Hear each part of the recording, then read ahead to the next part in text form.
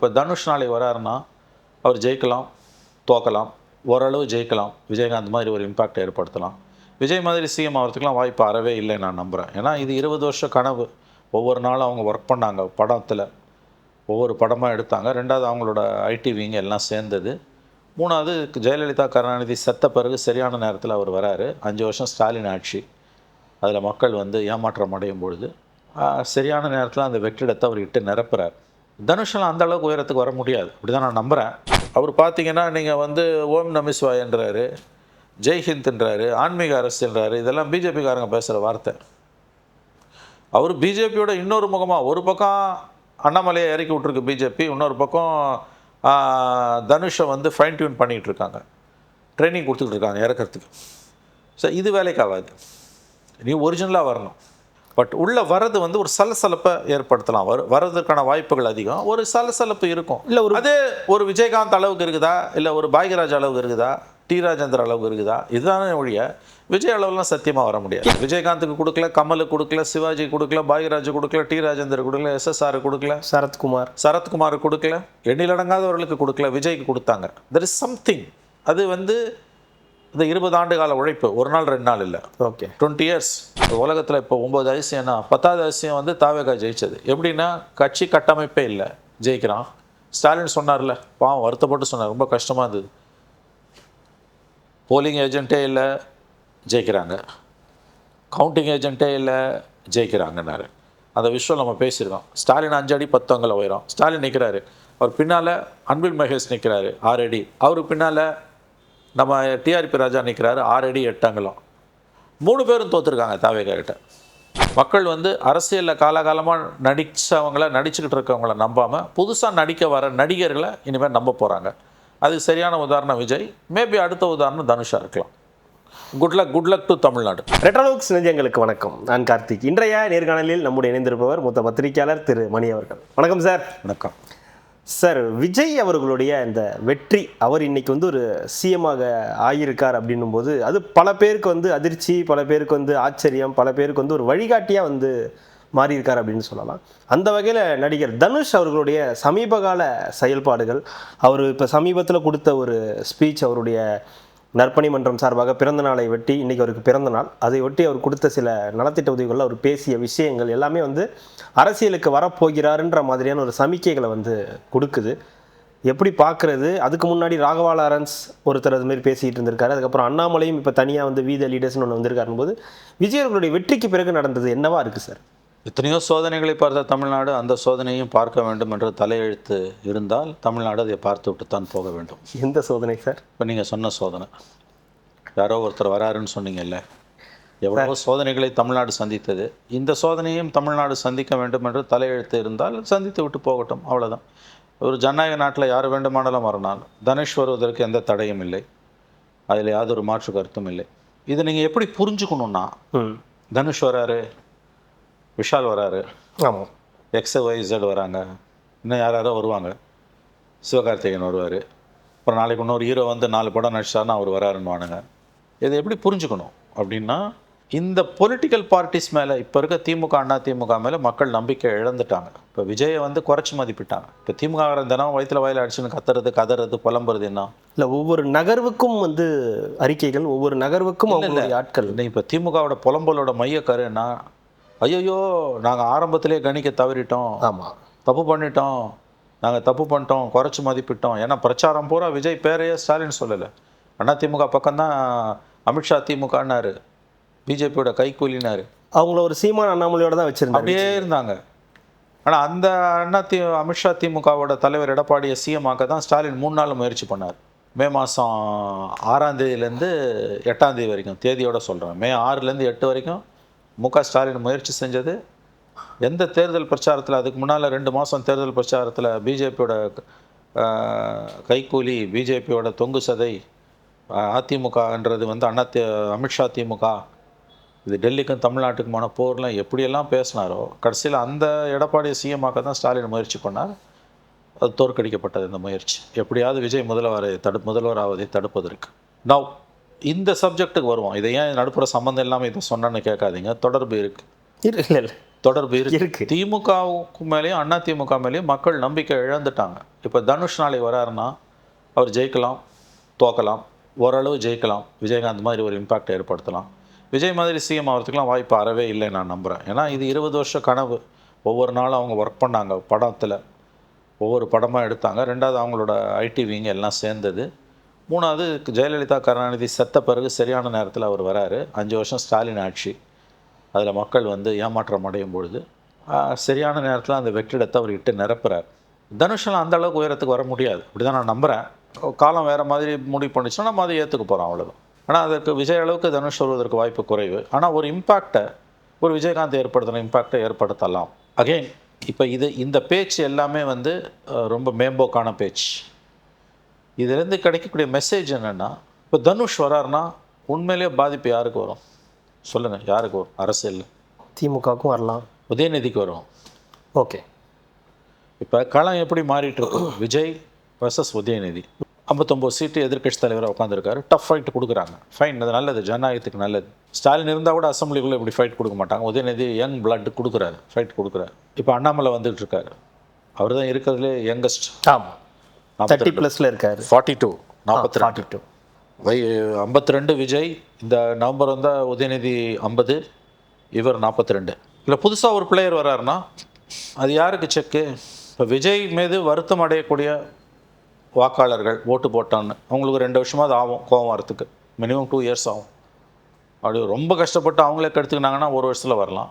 ஆனால் எவ்வளோ கஷ்டப்பட்டாலும் அதுக்கு வாய்ப்பு குறைவே நான் நம்புகிறேன். அந்த மோகம் இருக்க தான் செய்யும். இப்போ நேற்று கூட சென்னையில் க்ரௌடெல்லாம் பார்த்தீங்கன்னா வந்து இட்ஸ் அ ஹியூஜ் க்ரௌட். இதை பார்த்து அந்த முதல்ல பார்க்கும்போது திமுகவுக்கு அது தோணலை.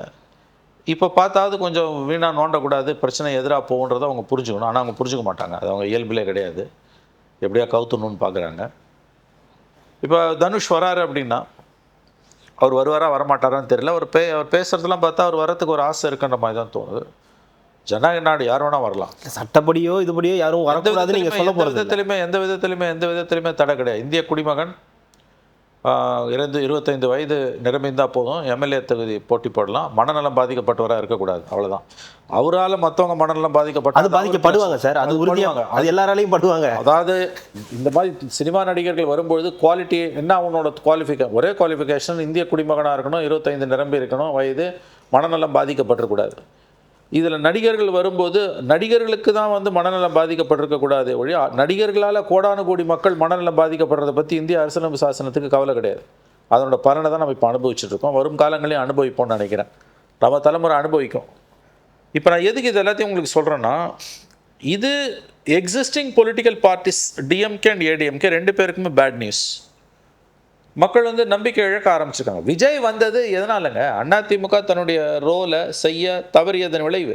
ஜெயலலிதா செத்த பிறகு அந்த 10 வருஷம் ஆகப்போகுது. 4.5 வருஷம் சிஎம்மாக இருந்த எடப்பாடி திமுக எதிர்ப்பை செய்ய வேண்டிய அளவுக்கு செய்யலை.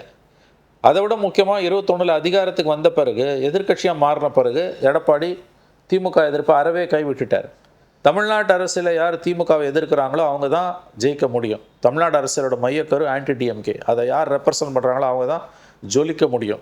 எம்ஜிஆரோட அதிகாரப்பூர்வ மனைவி ஜானகி அம்மா தோற்கடிக்கப்பட்டு ஜெயலலிதா ஜெயித்ததுக்கு காரணமே எம்ஜிஆர் செத்த பிறகு அந்த ஓராண்டு காலம் 1988 பூரா குடியரசுத் தலைவர் ஆட்சியில் தமிழகம் இருக்கும் பொழுது வாழும் தமிழாக இருக்கிறார் கலைஞர் அப்படின்னு கருணாநிதியோட மேடையிலலாம் ஏறி உட்காந்து பேசினாங்க ஜானகி அம்மா. அதே ஜெயலலிதா இன்னொரு பக்கம் அந்த 12 மாதமும் வந்து தீய சக்தி கருணாநிதினு முழங்கின்னு இருந்தாங்க. ஜானகி அம்மாவை தூக்கி அடிச்சுட்டு ஜெயலலிதாவை ஏற்றுக்கிட்டான் அதிமுக. ஜானகி அம்மாவும் ரொம்ப கண்ணியமாக அந்த ஒரே தோல்வியில் 1 மாதத்தில் எல்லாத்தையும் கொடுத்துட்டு போனாங்க. அவங்க ரொம்ப டீசெண்டான ஒரு பாலிட்டிஷியன். அவங்க அரசியலில் தோற்று இருக்கலாம், பட் இந்திய அரசியலில் விஎன் ஜானகி அவர்களைப் போல ஒரு டீசெண்ட் பாலிட்டிஷியனை பார்ப்பது, பாலிட்டிஷியனே கிடையாது அவங்க, பட் கொஞ்ச நாள் இருந்ததால் சொல்லுவாங்க. அப்படிப்பட்ட ஒரு கண்ணியமான ஒரு பெண்மணியை பார்ப்பது கடினம். ஏன்னா அவங்க நினச்சிருந்தா உசுப்புனாங்க அப்பயும், நீங்கள் அரசியலில் இருங்க, ஃபைட் பண்ணலான்னு. இந்த பக்கம் திமுகவில் தான் அழுத்தம் கொடுத்தாங்க, போயிடாதீங்க அரசியல் விட்டுன்னு. ஏன்னா ஜெயலலிதாவை கண்டெயின் பண்ணுறதுக்கு வேணும். ஆனால் அந்த அம்மா ரொம்ப கண்ணியத்தின் மொத்த உருவன்னா அது ஜானகி அம்மா தான். நான் பார்த்துருக்கேன். அவங்களோட பாலிட்டிக்ஸு ரொம்ப அபத்தமாக இருந்தது அந்த 1 வருஷம். ஆனால் அதுக்கப்புறம் அவங்க விலகினது வந்து ரொம்ப கிரேட். அவங்க ஒரே நாளில் கட்சியை, பேங்க் அக்கௌண்ட்ஸை முதல்ல கொடுக்கணும், அது தலைமை கழகம் எல்லாத்தையும் ஜெயலலிதா கிட்ட கொடுத்துட்டு தன்னோட ஆதரவாளர்கள் அத்தனை பேரையும் அவங்கக்கிட்ட போய் நீங்கள் சேர்ந்துக்கோங்கன்னாங்க. போயிட்டாங்க அவங்க. நான் ஏன் இதை சொல்கிறேன்னா, அந்த ஜானகியோட அனுபவம், ஏன் ஜானகி அம்மாவோட அனுபவத்துலேருந்து தெரியும் போது ஆன்டி டிஎம்கே பண்ணால் தான் தமிழ்நாடு பாலிடிக்ஸில் நிற்க முடியும். எடப்பாடி அதை கைவிட்டார். அதோட விளைவு விஜய்ன்ற ஒரு புது கேரக்டர் உள்ளே வருது. எடப்பாடி உண்மையான அக்ரெசிவ் ஆன்டி டிஎம்கே பண்ணியிருந்தாருன்னா விஜயை கட்டுப்படுத்தியிருக்கலாம், மட்டுப்படுத்தியிருக்கலாம். நான் அதுக்கு முன்னாடி பெரிய அளவில் கட்டுப்படுத்தியிருக்கலாம். இன்னும் மெஜாரிட்டி இல்லாமல் எல்லாரும் 70 சீட்னு வந்திருக்கும். இல்லை, அவர் மொத்தமாக தான் ஸ்பேஸையை விட்டுட்டார். யார்? எடப்பாடி. அது அண்ணாமலை அவர்கள் நல்ல கூர்மையாக தான் பண்ணிட்டு இருந்தார். ஆனால் அவர் பிஜேபின்ற பார்ட்டியில் இருந்ததுனால அதனால ஒரு லெவலுக்கு மேலே பண்ண முடியாது. அடிப்படையில் ஒரு பிஜேபி ஆர்எஸ்எஸ் அவருக்கு நிறைய கன்ஸ்ட்ரெயின்ஸ் இருக்குது. தமிழகத்தை பற்றிய புதிய புரிதல்லாம் ஒன்றும் அண்ணாமலைக்கு இருக்க வேண்டிய அளவுக்குலாம் ஒன்றும் கிடையாது. இல்லை, ஆனால் அந்த எதுக்கு எடுத்தாலும் இந்த டிஎம்கேன்னு சொல்ல இந்த அதிமுக அது ஒரு நாடகமாக அது வந்து உள்ளத்துலேருந்து வரலைங்க, அவருக்கு உதட்டுலேருந்து வந்தது. திமுக எதிர்ப்பு என்பது, அண்ணாமலையோட திமுக எதிர்ப்பு என்பது உள்ளத்துலேருந்து வரல, உதட்டுலேருந்து வந்தது. ஒரு உண்மையான அண்ணா திமுக காரனுக்கு ரத்தமும் சதையும் ஆன்டி டிஎம்கே, அது வந்து அண்ணாமலை கிட்ட இல்லை. அதனால தான் அவரால் ஜெயிக்க முடியல. அவர் இதை பார்த்து வேஷம் போட்டார். ஓகே, ஆன்டி டிஎம்கே பண்ணால் தான் தமிழ்நாட்டில் நிற்க முடியுன்றதை புரிஞ்சுக்கிட்டாரு. ஆனால் அது அவரால் உள்வாங்க முடியல. அவர் எதையோ பார்த்து ஏதோ சூடு போட்டுக்கிட்ட கதையாக இருந்தார். அதனால தான் அவர் ஒன்றுமே இல்லாமல் இன்றைக்கி வந்து புது கட்சி ஆரம்பிச்சிருக்காரு. பிஜேபியோட இன்னொரு முகமாக உள்ளே வராரு. அவராலையும் ஒன்றும் பெருசாக பண்ண முடியாது. ஓகே, இப்போ தனுஷ் உள்ளே வராருன்னா தனுஷ் வந்து கால்குலேட்டடாக விஜய்க்கு எதிரான 2 வருஷத்தில் அரசு கீழே போகும்பொழுது மக்கள் குறைகளை எடுத்து மக்கள் மன்றத்தில் பேசி மக்களுக்கான போராட்டங்களை முன்னெடுக்கிறாரு அப்படின்னா ஓரளவு ஒரு ஷைன் பண்ணலாம். ஆனால் அவர் வந்து பிஜேபி சார்பு நிலை கொண்டவராக தான் அறியப்படுறாரு. அவர் பார்த்தீங்கன்னா நீங்கள் வந்து ஓம் நமசிவாயன்றாரு, ஜெய்ஹிந்த்ன்றாரு, ஆன்மீக அரசுன்றாரு. இதெல்லாம் பிஜேபிக்காரங்க பேசுகிற வார்த்தை. அவர் பிஜேபியோட இன்னொரு முகமாக, ஒரு பக்கம் அண்ணாமலையை இறக்கி விட்ருக்கு பிஜேபி, இன்னொரு பக்கம் தனுஷை வந்து ஃபைன் டியூன் பண்ணிகிட்டு இருக்காங்க, ட்ரைனிங் கொடுத்துட்டு இருக்காங்க இறக்கிறதுக்கு. ஸோ இது வேலைக்கு ஆகாது. நீ ஒரிஜினலாக வரணும். பட் உள்ளே வர்றது வந்து ஒரு சலசலப்பை ஏற்படுத்தலாம். வர்றதுக்கான வாய்ப்புகள் அதிகம். ஒரு சலசலப்பு இருக்கும். இல்லை அதே ஒரு விஜயகாந்த் அளவுக்கு இருக்குதா, இல்லை ஒரு பாக்யராஜ் அளவுக்கு இருக்குதா, டி ராஜேந்தர் அளவுக்கு இருக்குதா? இதுதானே ஒழிய விஜய் அளவுலாம் சத்தியமாக வர முடியாது. இல்லை, விஜய்க்கும் இவங்களுக்குமான வித்தியாசம் என்னவா இருக்குது? இல்லை விஜய்க்கு தமிழக மக்கள் கொடுத்த அந்த ஹோப் எல்லாருக்கும் கொடுப்பாங்கன்ற நம்பிக்கை கொடுக்க மாட்டாங்க. விஜயகாந்துக்கு கொடுக்கல, கமலுக்கு கொடுக்கல, சிவாஜி கொடுக்கல, பாக்யராஜ் கொடுக்கல, டி ராஜேந்தர் கொடுக்கல, SSR கொடுக்கல, சரத்குமார் கொடுக்கல, எண்ணிலடங்காதவர்களுக்கு கொடுக்கல, விஜய்க்கு கொடுத்தாங்க. There is something. அது வந்து இந்த 20 ஆண்டு கால உழைப்பு, ஒரு நாள் 2 நாள் இல்லை. ஓகே, 20 இயர்ஸ், ஒரு 10-12 படங்கள். நீங்க சொல்ற மாதிரி அவருடைய படங்கள்ல நிறைய அரசியல் ரீதியான பிரச்சனைகளையும் சந்திச்சிருக்காரு. அரசியல் தலைவர்களோட பகையும் சம்பாதிச்சு எல்லாத்தையும். அதை தான் நான் சொல்ல வரேன். தனுஷ் எந்த பகையை சம்பாதிச்சார்? எந்த பகையை தனுஷ் சம்பாதிச்சார்? அவர் பகையை சம்பாதிக்கல, ஆதரவு சம்பாதிச்சிருக்காரு. யாரோட ஆதரவு? பிஜேபி ஆதரவு. இல்லை, பிஜேபியோட வருதுன்னா கமான், இது வந்து பொங்கல் தான். அது பிஜேபி ஆதரவோட வராருன்னா பொங்கல். அவர் எடுத்த இட்லி கடை அப்படின்ற அந்த படத்தை வந்து ஒரு 2 பேர் வந்து பாராட்டினாங்க. ஆக்சுவலாக அது ரெட் ஜெயின் மூவிஸ், அவங்களுடைய டான் பிக்சர்ஸ்லேருந்து வந்தது தான். அண்ணாமலை அவர்களும் சீமான் அவர்களும் தான் அந்த படத்தை வந்து இப்போ புரிஞ்சுக்கலாம். அப்போ தானே இதுக்கு மேலே வெகு விமர்சையாக இல்லை. எனக்கு அண்ணாமலையை பரிச்சயம் இல்லை. சீமான் என்னுடைய நண்பர். நான் சொன்னேன்னா கோச்சிப்பார். பாவம், அவர் பொல்லா பேச கிடைக்கணும். என்ன சார் ஏதோ புதுசாக வாங்கிக்கிற மாதிரி சொல்கிறீங்க? சீமானுக்கு என் மீது அன்பு நிறைவு, ஒரு ஆடான் தானே அது. என் மீது நிரம்ப அன்பு கொண்டவர் சீமான். அவரை போய் பகையை நான் எதுக்கு தேடிக்கணும்? 2 பேரை சொன்னீங்க ஒரு படத்துக்கு. வெரி குட், வாழ்க, குட் லக், அப்படி தான் நான் சொல்ல முடியும். அதுக்கு மேலே ஒன்றும் சொல்ல முடியும் இல்லை. இது எப்படி பார்க்கணும்னு நான் சொல்கிறேன். பர்சனலாக நான் வந்து தனுஷெல்லாம் கூட இழிவுபடுத்தலை. கண்டிப்பாக தனுஷோ XYZ யாரையுமே நான் இழிவுபடுத்த மாட்டேன். யாரையும் நான் குறைச்சி மதிப்பிடவும் மாட்டேன். தப்பு அது. யாரையுமே நம்ம அப்படி பண்ணக்கூடாது. பட் இதோட மெசேஜ் என்ன நான் பார்க்குறேன்னா, அவங்க ஜெயிப்பாங்களா தோப்பாங்களான்றது எனக்கு இஷ்யூ இல்லை. ஓகே, அவங்க ஜெயிக்கிறதுக்கு விஜய் மேலாம் வரதுக்கு வாய்ப்பு 0% நான் நம்புகிறேன், ஆர் 0.1%.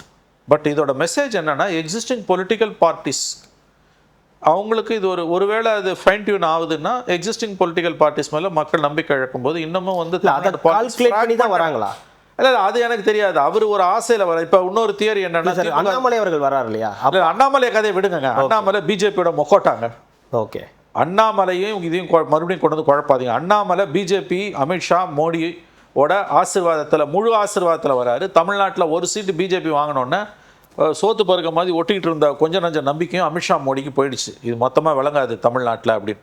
சைனாவில் போய் பிஜேபி ஜெயிச்சா கூட ஜெயிக்கும், தமிழ்நாட்டில் ஜெயிக்காது. அது வந்து உங்களையும் என்னை விட அமித்ஷா மோடிக்கு ரொம்ப நல்லா தெரியும்.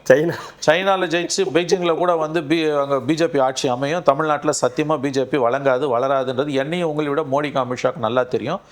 ஏன்னா 4 சீட்டை 1 சீட்டாக்கின புண்ணியம் வந்து யாருக்குன்றதெல்லாம் தெரியும் அவங்களுக்கு.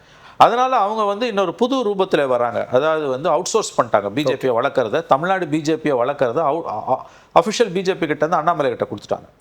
ஓகே.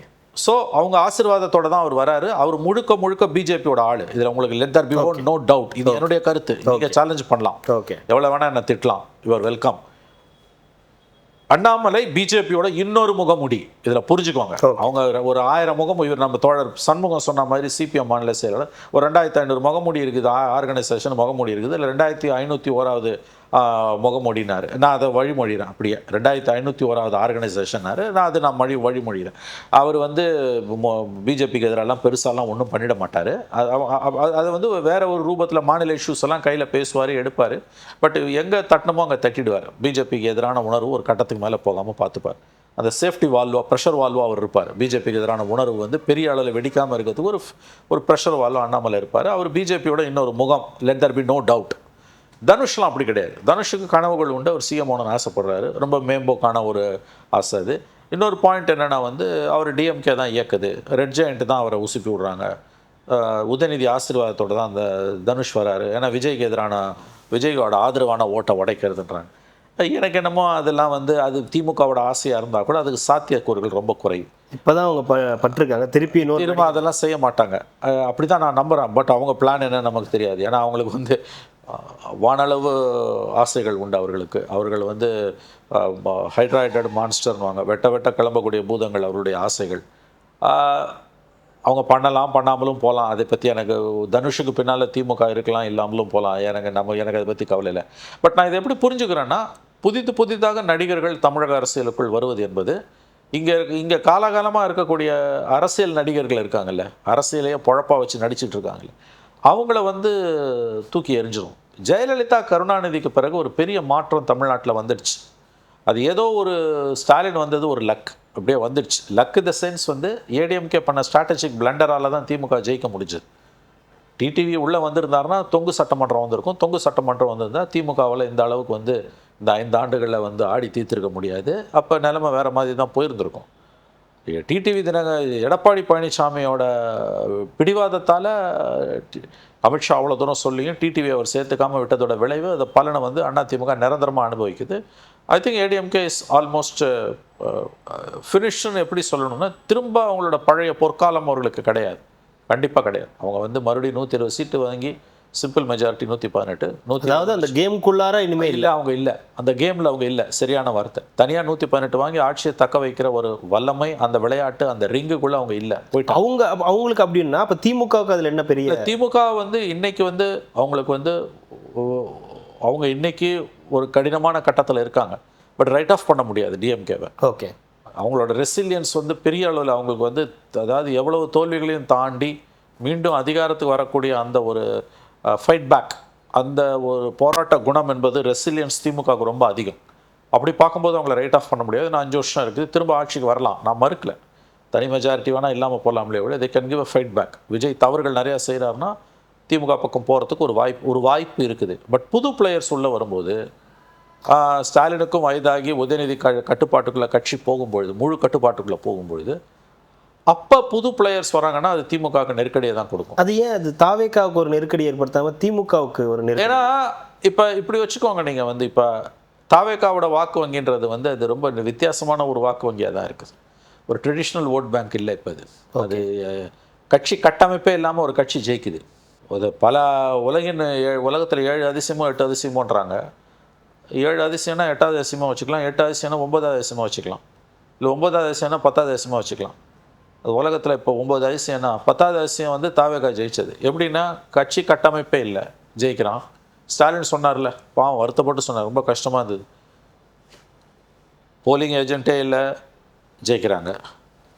கவுண்டிங் ஏஜென்ட்டே இல்லை, ஜெயிக்கிறாங்கன்னாரு. அந்த விஷயம் நம்ம பேசியிருக்கோம். ஸ்டாலின் 5 அடி 10 அங்குலம் உயரம், ஸ்டாலின் நிற்கிறாரு. அவர் பின்னால் அன்பில் மகேஷ் நிற்கிறாரு 6 அடி. அவருக்கு பின்னால் நம்ம டிஆர்பி ராஜா நிற்கிறாரு 6 அடி 8 அங்குலம். 3 பேரும் தோற்றுருக்காங்க தாவேகா கிட்ட. 3 பேரும் காலி. இவர் மட்டும் ராஜா மட்டும் அமமுக தோத்தார். இப்போ நான் எதுக்கு சொல்ல வரேன்னா, அப்போ ஒரு அதிசயம் நிகழ்ந்திருக்குது. அப்போ திரும்ப வர்றதுன்றது அவ்வளோ ஈஸி இல்லை.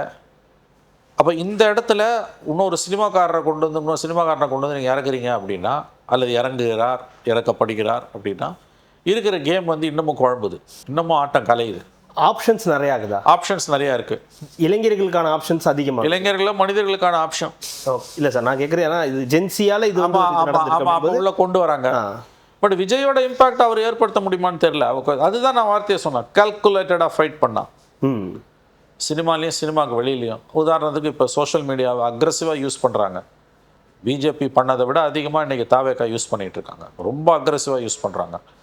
இப்போ அந்த மாதிரி அதில் வந்து அது ரொம்ப டேஞ்சரஸாகவும் போயிட்டுருக்குது. நிறைய தவறான விஷயங்கள் பரப்புறதுல அவங்க பண்ணிக்கிட்டு இருக்காங்க. ஃபேக் வீடியோஸ் எல்லாம் பரப்பிட்டு இருக்காங்க. அந்த மாதிரி வந்து சோஷியல் மீடியா உள்ள அக்ரெசிவ் கேம்பெயின், கொஞ்சம் பாலிடிக்ஸ், புத்திசாலித்தனமான பாலிடிக்ஸை தனுஷ் முன்னெடுக்கிறாருன்னா இன்னமும் ஆட்டம் கலையும்.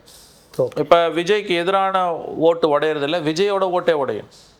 சரி, when this government goes unpopular, இந்த கவர்மெண்ட் அன்பாப்புலர் ஆகும்போது இன்னும் 2 ஆண்டுகள் 3 ஆண்டுகளில் அப்போ விஜய்க்கு போன ஓட்டு செதறும் இல்லை, ஒரு குழப்ப நிலை ஏற்படுமா? இதை தான் பிஜேபி விரும்புது. பிஜேபி பலவீனமாக இருக்க மாநிலங்களில் யாருக்கும் மெஜாரிட்டி இல்லாத ஒரு குழப்பமான அட்டர் கன்ஃபியூஷன் வர்றதை தான் அவங்க விரும்புவாங்க. சரியாக சொன்னீங்க. அதனால் புதுசாக பிளேயர்ஸை இறக்குவாங்க. நிறைய பிளேயர்ஸ் உள்ளே வர வர அது பிஜேபிக்கு தான் அட்வான்டேஜ். அதை அறுவடை பண்ண வேண்டிய இடத்துல திமுக தவறிடுச்சுங்க. எல்லாரும் என்ன நினச்சோம், நான் உட்பட நம்மளே பேசணும், 4 முனை போட்டின்னா அட்வான்டேஜ் திமுக தான். அப்படி தான் இருந்திருக்கணும். அது 4 முனை போட்டியிலே திமுக அட்வான்டேஜ் இல்லைன்னா ஏடிஎம்கே விஜயம் சேர்ந்து இருந்தால் என்ன ஆயிருக்கும் திமுக அது? அப்போ உடைய உங்ககிட்ட தான் அந்த எவ்வளோ பெரிய கூட்டணி, பணபலம், மீடியா பலம். யாராவது நினச்சாங்களா ஸ்டாலினே தோப்பாருன்னு? திமுக, காங்கிரஸ், 2 இடதுசாரிகள், விசிகா, மதிமுக, ஊரில் இருக்க எல்லா வார்த்தைகளை சொல்ல விரும்பலை, அத்தனை லெட்டர் பேட் பார்ட்டிஸு, அத்தனை புனித ஆத்மாக்கள், அத்தனை பேரும் திமுக பின்னால் நிற்கிறான். தொகுதியில் 30லேருந்து 50 கோடி வரைக்கும் செலவு பண்ணுறாங்க. மீடியா ஒரு நாளைக்கு ப்ரெஸ் கிளப்பில் மட்டும் உட்காந்து ஒரு 2-3 பேர் வந்து கருத்து கணிப்பு வெளியிடுவோம். அந்த 15 நாளும் பார்த்தீங்கன்னா ஒரு 200 பேர் கருத்து கணிப்பு கொடுத்துருப்பான். எல்லாம் வந்து வாந்தி, முதல்ல பேசினவன் வாந்தி எடுத்ததே மறுவாந்தி எடுப்பானுங்க. ஒருத்தன் 150ன்னுவான், ஒருத்தன் 160ன்னுவான் கூட்டணிக்கு, ஒருத்தன் 200ன்னுவான், ஒருத்தன் 201ன்னுவான், ஒருத்தன் 254, ஒருத்தன் 210ன்னு சொல்லிட்டு இப்படி கை காமிப்பான், ஒருத்தன் 254ன்ட்டான். ஒருத்தன் அளவு கடந்து போச்சு கேலி கூத்து. மீதி 20 எங்கேருந்து எடுத்தது? அது ஆந்திரா. ஆமாம், இவ்வளோ தூரம் நடந்தது கூத்து. அதை மெயின் ஸ்ட்ரீம் மீடியா லைவ் பண்ணுச்சு மீடியா. சப்ஸ்டாண்டர்ட் பீப்புள் 160 சீட் ஜெயிக்கின்றான். அது அப்படியே 45 நிமிஷம் லைவ் பண்ணுது மெயின் ஸ்ட்ரீம் மீடியா. இப்போ அந்த தோல்விக்கு பிறகு வந்திருக்கக்கூடிய பாடம் வந்து பெரிய பாடம். கட்டமைப்பு இல்லை. ஒரு தொகுதியில் 100 கோடி விஜயை தோக்கடிக்கிறதுக்கு 2 தொகுதியிலையும் 200 கோடிக்கு மேலே செலவு பண்ணியிருக்காங்க. 100 கோடி செலவு பண்ண பெரம்பூரில் அவர் ஜெயிக்கிறார். அவருக்கு எதிராக கிழக்குலேயே அதே தான் 100 கோடி செலவு பண்ணியும் அவர் ஜெயிக்கிறார். அப்போ பணத்தையும் வாங்கிட்டு மக்கள் மாற்றி குத்துறான்றதை திமுகவால் ஜீரணிக்க முடியல, அதிமுகவால் ஜீரணிக்க முடியல. சில தாவேகா வேட்பாளர்களை ஆஃப் பண்ணுறதுக்கு திமுகவும் அதிமுகவும் 3 கோடி 5 கோடி கொடுத்து அவனும் சில இடங்களில் அவள்களும் கேம்பெயினுக்கு போல, ஆனால் ஜெயிச்சாங்க. இதெல்லாம் அதாவது வரலாறுல இல்லாத சாதனைகள் தமிழ்நாட்டில் நடந்திருக்கு. புரிஞ்சிக்கவே முடியாது, உலகமாக அரசியல் விஞ்ஞானிகள் கூட புரிஞ்சுக்க முடியாத சாதனைகள் தமிழ்நாட்டுக்கு நடந்திருக்கு. இது சாதனையா சோதனையான்றது போக போக தெரியும். அதாவது கேண்டிடேட்டாக ஆஃப் பண்ணுறானுங்க 2 பேரும். கேம்பெயினுக்கு அவன் வரல, அவள் வரவில்லை. மாறா இவன் போய் கொடுத்ததை தவிர வாக்காளர்களுக்கு 5000 10,000 கொடுக்குறான். அத்தனையும் மீறி ஜெயிக்கிறான். அப்போ இந்த கவர்மெண்ட் வேணான்னு முடிவு பண்ணிட்டாங்க, புரிஞ்சுக்கோங்க. அப்படி ஒன்ஸ் முடிவு பண்ணிட்டாங்கன்னா பாதை தெளிவாக இருக்கும். இல்லை ஏடிஎம்கே போயிருக்க வேண்டிய ஓட்டு அதுதான் வேணான்னு முடிவு பண்ணுவாங்க. ஏடிஎம்கே கூட தான் போயிருக்கோம். கடந்த காலம் என்ன, திமுக வேணான்னா அதிமுக போடு, அதிமுக வேணாமா, திமுக போடு, இப்படி தான் இருந்தது. இந்த தடவை 2 பேரும் கை கோத்துக்கிட்டு தாவேக்காவை ஆஃப் பண்ணும்போது கேம்பெயினுக்கே போல, கேண்டிடேட் அன்னைக்கும் தெரியாது இன்னைக்கும் தெரியாது கேண்டிடேட் யாருன்னு, ஜெயிச்சிட்டான். அப்போ இந்த இது வந்து புது பிளேயர்ஸுக்கு ஒரு இல்லை, இதை எங்கே கொண்டு வந்து நான் இணைக்கிறேன்னா, இப்போ நடந்தது ஒரு யுக புரட்சி என்னை பொறுத்த வரைக்கும். உனக்கு பிடிக்குதோ நாளைக்கு இது நாசமாக போகலாம், அது வேறு விஷயம். இப்போ இந்த மாற்றம் என்பது வந்து ரொம்ப ஒரு சீரியஸாக பார்க்க வேண்டிய ஒரு மாற்றம். இப்போ நாளைக்கு இந்த அரசு செல்வாக்கை இழக்கும் பொழுது 2 வருஷத்துலையோ 3 வருஷத்துலையோ, அப்போ ஓட்டு போட்டவன் யாருக்கு போவான், யாருக்கு போடுவான்? திரும்ப திமுக அதிமுக போடுவானா? ஏன்னா அவங்க ஓட்டு இது. இல்லை புது பிளேயர்ஸ் இருக்கும்போது அங்கே போவானா? திரும்ப ஏடிஎம்கேக்கோ டிஎம்கேக்கோ போகிறதுக்கு வாய்ப்புகள் குறைவுன்னு எனக்கு தோணுது. ஏன்னா 2 பேருமே கலைஞரோ ஜெயலலிதாவோ இருந்தோம், அந்த நம்பிக்கை இருக்கும். அந்த ஆளுமைகள் தலைவர்கள். கலைஞரை ஒரு எலெக்ஷனில் பிடிக்கலன்னா அடுத்த எலெக்ஷனில் சரி பரவாயில்ல இந்த போடலாம். ஜெயலலிதாவை ஒரு எலெக்ஷனில் தோக்கடித்தோம், சரி அடுத்த எலெக்ஷனில் ஓகே ஃபைன் போடலாம். அந்த ஆளுமை இப்போ யாருக்கும் கிடையாது. ஜெயலலிதா கலைஞரோட போச்சு, 2 பேருமே செத்தாங்க, அதோட இவங்களோட மோனோபொலியும் போச்சு. ஏதோ தர்மத்துக்கு ஓடிச்சு 21லேருந்து 26. அவரே தோத்தாருங்க. அந்த தொகுதி எப்படி வச்சுருந்தார் அவர்? அப்போ மக்கள் வந்து என் தொகுதிக்கு நீ என்ன செய்கிறன்றது முக்கியம் இல்லை, நாட்டுக்கு என்ன செஞ்சன்றது தான் முக்கியன்ற தெளிவு மக்களுக்கு இருக்குது. ஆகவே இந்த கட்டத்தில் தனுஷ் மாதிரி ஒரு புது பிளேயர் வராரு அப்படின்னா இன்னும் 2-3 பிளேயர்ஸ் கூட வரலாம். அப்போ நீங்கள் சொன்ன மாதிரி பிஜேபிக்கு இங்கே செல்வாக்கு இல்லாத மாநிலங்களில் ஆட்டம் கலையிறத, குழப்பம் வரதை அவர்கள் விரும்புகிறார்கள். இது அவங்க ஸ்ட்ராட்டஜி. தமிழ்நாட்டில் தண்ணி குடிக்கிறாங்க. பெங்காலை ஜெயிச்சிட்டாங்கங்க. எவ்வளோ பெரிய சேலஞ்சு வெஸ்ட் பெங்கால், எவ்வளோ பெரிய சேலஞ்ச். பொறுமையாக காயை நகர்த்தி என்ன மாதிரியான உழைப்புங்க. அவங்க அதை தவிர வேறு எதையும் யோசிக்க மாட்டேன்றாங்க. தேர்தல் வெற்றியை தவிர வேறு எதுவும் மோடி அமித்ஷாவுக்கு கவனத்திலே இல்லை. சின்ன விஷயங்களை கூட வந்து அவங்க ரொம்ப நுட்பமாக பார்க்குறாங்க. அதனால தான் அவங்க ஜெயிக்கிறாங்க. 24 மணி நேரமாக அதே அவதானிக்கிறாங்க. நான் பார்த்து அப்படியே மலைச்சு போனேன். கர்நாடகா எலெக்ஷன் அப்போ 3 வருஷத்துக்கு முன்னால் 23 கிட்டத்தட்ட 7 நாள் பிரச்சாரம் பண்ணுறார் மோடி. பிரச்சாரத்தை முடிச்ச அடுத்த நாள் ராஜஸ்தானில் போயிருக்காரு. அது இப்படிலாம் வேலை செய்ய முடியுதுன்னு தெரியல. அதுவும் வயசு வேறு, அவர் 70+. இப்போ தமிழ்நாடு மட்டும்தான் அவங்களுக்கு அந்த ரேடாரில் சிக்கலை. அவங்களால என்ன பண்ணுறதுனே புரியல. இப்போ அண்ணாமலையை இறக்குனதுன்றது வந்து இது இனிமேல் போதும், நீங்கள் பிஜேபி தமிழ்நாடு பிஜேபி அஃபிஷியல் யூனிட்டே போதும், நீங்கள் வளர்ந்ததுலாம் போதும், இந்த வளர்ச்சியை போதும், உங்களுக்கு அமைதியாக இருங்க அப்படின்ட்டாங்க. 4 சீட்டு 1 சீட் ஆனோன்னா கடைசி நம்பிக்கை அவங்களுக்கு போயிடுச்சு. கடைசி நம்பிக்கையும் போயிடுச்சு. இவங்களை பற்றி நம்மளோட அவன் துல்லியமாக கணிச்சிருப்பான். புழுவெல்லாம் முடியாது அங்கே போய். எதனா போய் சொன்னாங்கன்னா, ஏன்னா எல்லாத்தையும் டேட்டா எடுத்து வச்சுட்டு தான் அவங்கள்ட்ட பேசுவோம். போய் சொன்னாங்கன்னா கரெக்டாக மாட்டிப்பாங்க. ஏன்னா அந்த அளவுக்கு மைன்யூட்டாக அவங்களுக்கு தெரியும். ஸோ அண்ணாமலையோட என்ட்ரின்றது வந்து அவங்க பரிபூர்ண ஆசீர்வாதத்தோடு அவங்க இறக்கி விட்டால் தான். நீங்கள் வந்து அவர் கோர் இஷ்யூஸில் பிஜேபிக்கு டிஸ்டர்பன்ஸ் வரும்போது ஏற்றலாம் ஒன்றும் பேச மாட்டார். இப்போ இந்த தமிழ் தாய் வாழ்த்தெல்லாம் நம்ம கூட சேர்ந்து பேசுவார். அப்துல் கலாம் இதில் போய் குல்லா போட்டு உட்காந்துப்பார், எல்லாம் பண்ணுவார். ஆனால் நான் கேட்குறேன், ஜென்சி போராட்டம், கர்ப்பாம்பூச்சி போராட்டம், ஜந்தர் மந்தர் போராட்டத்தில் அவரோட ஸ்டாண்ட் என்ன? அப்படியே பம்முனார்ல. அதான் அண்ணாமலை, அதான் பிஜேபி. ஏன்னா எது பிஜேபி ஆட்டி பார்க்குதோ, அசைச்சு பார்க்குதோ, உலுக்குதோ, வேட்டு வைக்குதோ, அந்த இடத்துல அவரோட நிறம் வந்து ரொம்ப பட்டவர்த்தனமாக உங்களுக்கு தெரிஞ்சிடும். அது இல்லாமல் இப்போ இந்த தமிழ் தாய் வாழ்த்து, மேகதாது, காவிரி பிரச்சனை, இது வந்து உங்களுக்கு வந்து அது பேருனா இப்போ நம்ம பேசிகிட்டு இருந்தோமே சட்டம் ஒழுங்கு, இந்த மாதிரியான விஷயத்துலலாம் வந்து தமிழ்நாட்டு மக்களை மாதிரி அவர் பேசுவார். அதெல்லாம் ரொம்ப தெளிவாக பேசுவார். ஸோ அண்ணாமலை அவங்க ஆள். தனுஷ் வந்து கொஞ்ச நாளில் தெரிஞ்சிடும் அரசியலுக்கு வந்தார்னா அவர் யார் ஆளுன்றது. ஓம் நமச்சிவாயா அந்த 2 வார்த்தையினால அவரை வந்து நம்ம அப்படி சந்தேகம், சத்தியமாக அது தவிர்க்க முடியாத வார்த்தைங்க.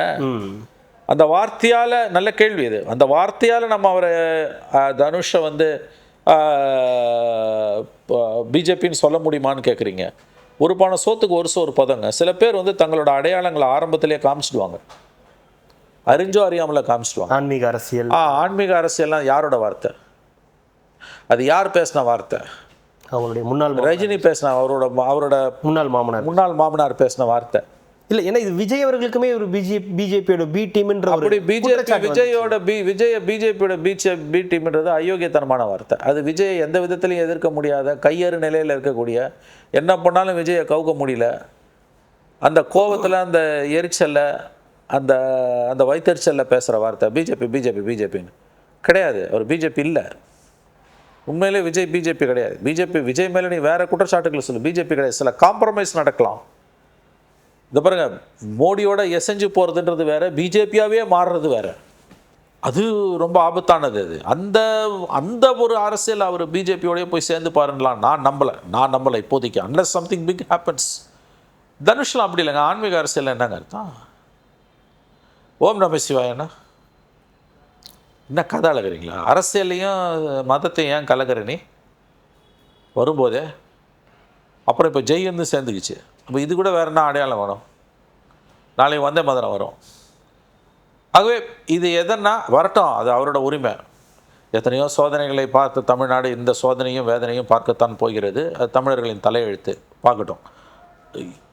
ஆனால் இது யாருக்கு பேட் நியூஸ்னால், கண்டிப்பாக எக்ஸிஸ்டிங் பிளேயர்ஸ் எல்லாருக்கும் பேட் நியூஸ். மக்கள் வந்து அரசியலில் காலகாலமாக நடிச்சுக்கிட்டு இருக்கவங்கள நம்பாமல் புதுசாக நடிக்க வர நடிகர்களை இனிமேல் நம்ப போகிறாங்க. அதுக்கு சரியான உதாரணம் விஜய். மேபி அடுத்த உதாரணம் தனுஷா இருக்கலாம். Good luck to Tamil Nadu. கண்டிப்பாக சார். அடுத்தடுத்த நிகழ்வுகளை தொடர்ந்து பேசலாம். மிக மகிழ்ச்சி. நன்றி.